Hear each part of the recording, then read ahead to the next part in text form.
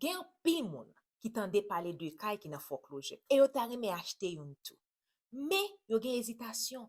Yo peur à cause de l'autre histoire que yo kontande l'autre moun ap di. Kay foreclosure krasé, kay foreclosure c'est kay qui pas bon, kay foreclosure ceci, kay foreclosure cela.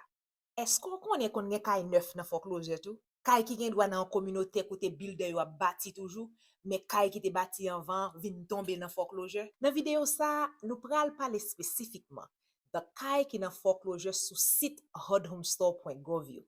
Kay gouvernement yo. Et puis nous pral faire un tour de yon kay qui kounya nan site Hudhomestore là. Nous pral regarder condition kay là et puis wap fèm connaît ça ou penser. Moi c'est Darlene Joseph. Yo relem realtor communauté ya. Moi son realtor, yon broker, real estate broker qui nan Georgia. Moi là pour m'dou tout so besoin connaît pour acheter, vendre et investir dans kay quel que soit côté dans États-Unis. M'a encourage pour abonner, remen vidéo yo, partager yo parce que c'est comme ça compatriotes yo ap jwenn information yo tout. L'el bon pour ou partager. Nous ta remet tout moun jwenn information sa yo.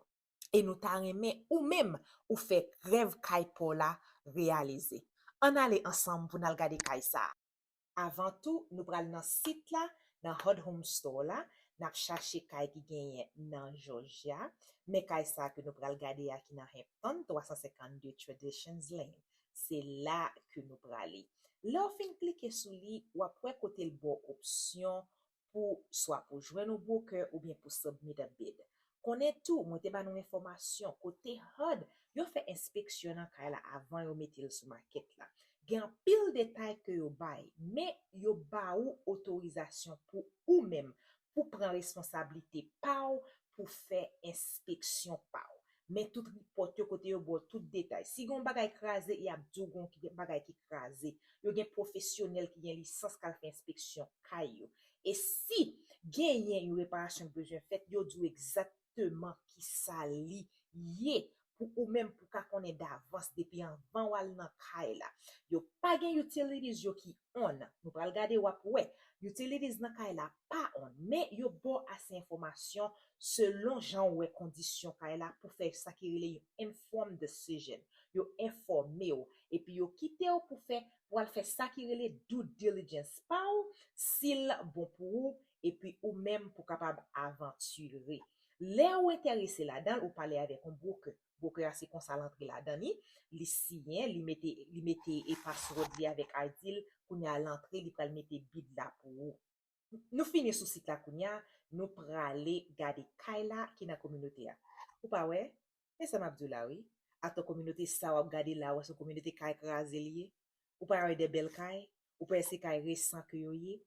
Juste parce que kay la nan foreclosure pas vle di c'est kay krasé.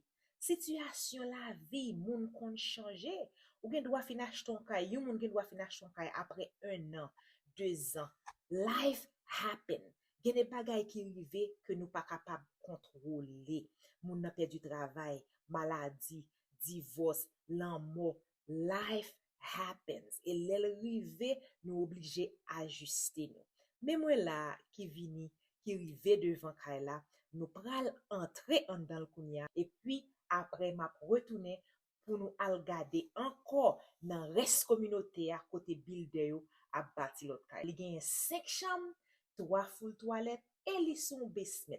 Regardez, ouais kay bon côté li yo, c'est bagay sérieux net, bagay bel net.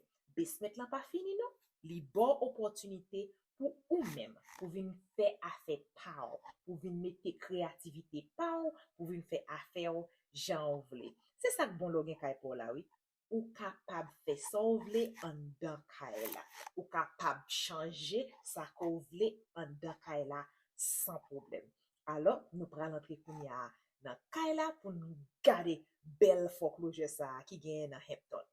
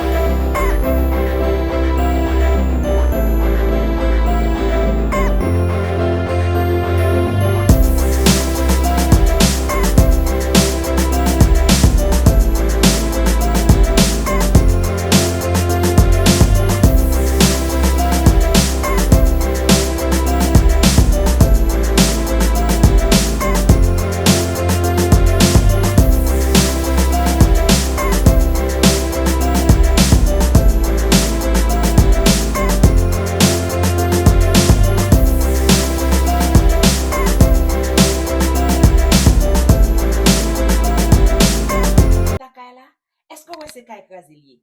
Oui, c'est yon kay qui nan foreclosure. Et ça, en pile moun pa konnen, ou ka achete yon kay kon sa, ou mette seulement $100 down.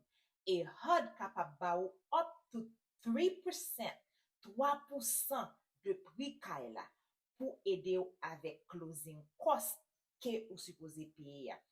Si ou pas acheter kay sa avec programme $100 down, ou pas même besoin $15,000 total pour faire closing sous kay sa. Information ça, li la pour nous toutes et nous toutes capables d'utiliser. Même si on Google mette HUD 100 programme, wap lil, wap wè information yo. Al sous site hudhomestore.gov la. Wap lil, wap wè information yo. Li pour tout moun, li pour même, li pour nous toutes qui ta remè gen kay pa nou, qui ta remè gen opportunité comme ça. Kounya nou pral gade kay neuf yo, pou gade prix l'autre kay sa yo et prix kay sa qui nan foreclosure que nous saute gade. Mwen vle di ou, kay sa yo wè kap bati la, yo nan 650,000, yo pi ou longtemps que kay nous saute gade ya qui nan foreclosure qui seulement sous market la pour 506,000. Et voilà, qui ton comment. Fais-moi connaître ce pensée. Remets vidéo, partagez et abonnez pour l'autre compatriote nous capable joindre information ça yo. Nous là pour nous aider à faire rêve kay Paula vin en réalité. Abonnez et partagez. N'a point encore dans l'autre vidéo.